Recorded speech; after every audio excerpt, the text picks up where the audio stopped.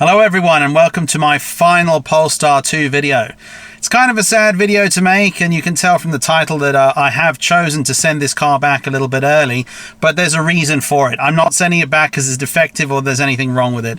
It was a lease car, so that means my time has come to return the car. Now, I originally took this car out as a 3-year lease, and I, at the time, chose a mere 8,000 miles a year. I don't know why I did that. I think must have just been at the time. That's kind of what I was driving.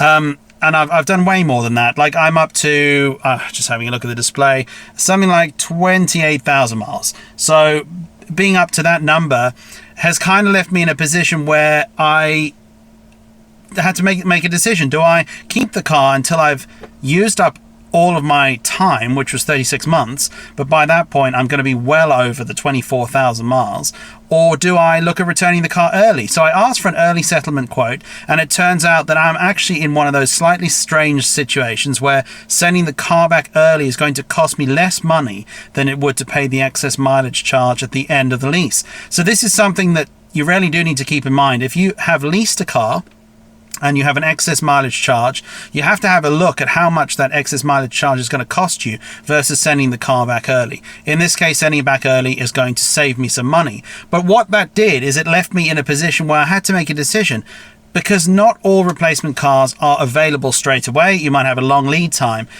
So what I'm going to talk about in the next few minutes is the cars that I was looking at when I wanted to decide what I was going to replace the Polestar with, and what I've decided to go with in the end.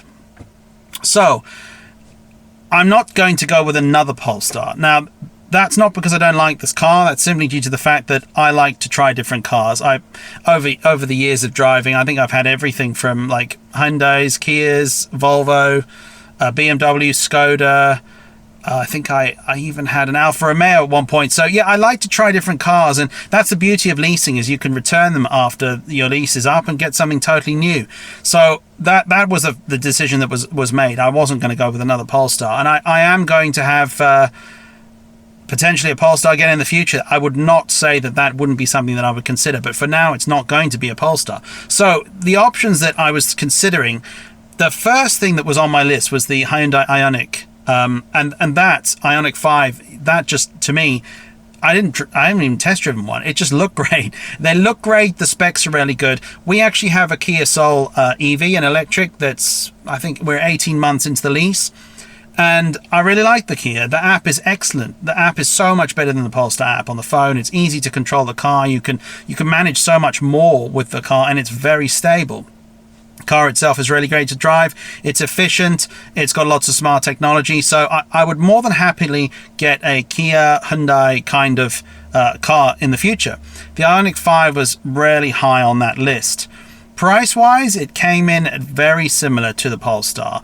Costs have gone up, so what I'm looking at paying now is quite a bit more than I paid for this car originally, but that's fair enough. That's just the case with all cars. The Ionic 5 was priced. It's a fairly expensive car. It's not a budget car in any way, but in terms of space, it's a nice spacious car. Performance is very good.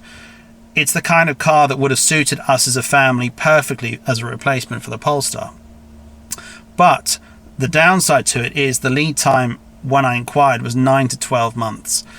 And my Polestar was due to go back in October. So if I had chosen the Ionic 5, it would have meant extending my lease probably by 3 months, pushing me into an even worse situation. So I decided, no, the Ionic 5 is not going to be for us. It might be in the future, though, because that would be the car I think we would choose to replace our Kia with, although it is a lot bigger. But yeah, in terms of what we like that's out there and available at the moment, that would be a great replacement. So the next option was the Kia EV6. That is, again, a really nice looking car. Performance is great, especially if you get one of the higher spec models. It's essentially got the same drivetrain and core elements that the Ionic 5 has got. But again, we were looking at quite long lead times for those. So we decided not to go for that. And that left all of the other typical manufacturers like VW, BMW. They are making some great cars. There's no question about that. But I've had BMWs in the past. I've had Skodas. So I thought, you know what? I want to try something a little different. I want to try something I haven't had before. So what then we moved on to was considering one of the MGs, especially the Estate. Now, I really like the idea of having an Estate electric car. I think for a family with a dog, that is a fantastic car to have. But the price is great. It's a lot more affordable. The thing that I wasn't so keen on is perhaps that and now this is being super picky, it's a little bit less luxury than the cars I've kind of started to get used to, and it's priced accordingly. I think that's great. The range also perhaps wasn't quite what I wanted, but I would happily have been okay with that particular car. But for us, it didn't quite have the sort of the features that I've got used to in an electric car, and I kind of want to stick with moving forward, especially as it is a business lease, so we can afford to spend a little bit more. But I will say, if you are considering an electric car and your budget is a little bit more limited, definitely look at MGs. I have had the opportunity to try one, and I was really impressed with it. If you look back through my channel, you'll see a couple of MG videos earlier on. They are really, really good cars, and I'm very impressed with the fact that they are pricing them very competitively, and they're offering something that many of the other manufacturers can't at a really good price point. So, and I think if you're watching this, you might know where this video is going. That left me with the decision to try a Tesla, and I have had the opportunity to try the Tesla Model 3. Again, if you look back in the videos, you'll see those. It was a really nice car. Now, when I got the Polestar, one of the main reasons why I didn't want to get a Tesla is it just didn't have the shape or the boot style that would suit what we wanted for a family. You can't really put a dog in the boot of the Model 3. That's just not going to work. And it's also, I like a hatchback style car, one that has a large boot enclosure so that you can get awkward objects into it. It's just very, very convenient if you're going on holiday, or if you're taking something that's kind of bulky that won't fit into the boot. Even if you're collecting furniture, just flip the seats down in the Polestar and you can load it up really nicely. Of course, the Model X would have been good, or maybe the S, but they were priced outside of my budget. But as we all know, the Model Y was released in the last couple of years, and that gives the opportunity of a Model 3 like car, but with that big hatchback opening. So we decided to go up to Tesla in Gatwick and just test drive the Model Y. It wasn't really a car that I was actually that keen to get, but I was really impressed with the experience of test driving it.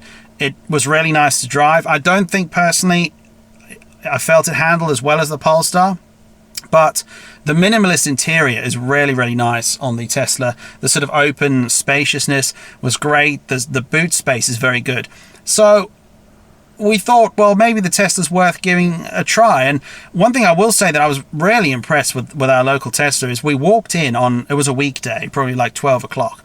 And they just said, do you want to try one? And I was like, what now? Because when I spoke to our local Hyundai, I had to wait something like 5 days to book in a test drive. And I ended up cancelling that because Tesla allowed me to drive a car immediately. It took 5 minutes to take a copy of my license, and we were in the car and off we went. That's a really nice experience. And I think that's something that is helping Tesla lead in that area. A very low, no pressure kind of sales environment that we experienced, which actually I would say is the same with Polestar. But some of the other brands with franchise dealers, the experience can feel a little bit different. So it was really nice. We tried it out for half an hour, and I thought, well, let me have a look at the prices. So I spoke to the company that I'd leased the Polestar 2 through, and it happened to be just at the same time that Tesla had dropped their prices a little bit. Dropping those prices had a knock-on effect of slightly better lease rates, and the good news was that they could supply a car within 4 to 6 weeks, which I was genuinely really shocked by.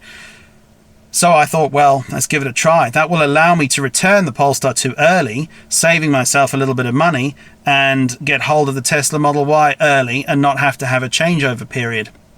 So it was just a sort of sequence of events that kind of led me into that position where getting a Tesla Model Y turned out to be something that we thought, let's give this a try. Now, I know that this is a little bit awkward for my channel, perhaps, because the idea was to focus on the Polestar. But of course, it was always a lease car, so it was always going to go back. And my intention is to carry on making video content featuring electric cars. I'm planning to do some Kia Soul videos and then Tesla Model Y as well at some point in the future. So I'm really hoping that if you follow and you like my channel and the videos I've been making, that I'll be able to make some more content, especially the Tesla Model Y, because I think it's going to be really nice to compare the experience of of having one of those to the Polestar, and the pros and cons and the differences. So please do stick around. There'll be more videos coming soon, and the next one you see from me should hopefully be with a Tesla Model Y. Thanks, and I'll be back very soon.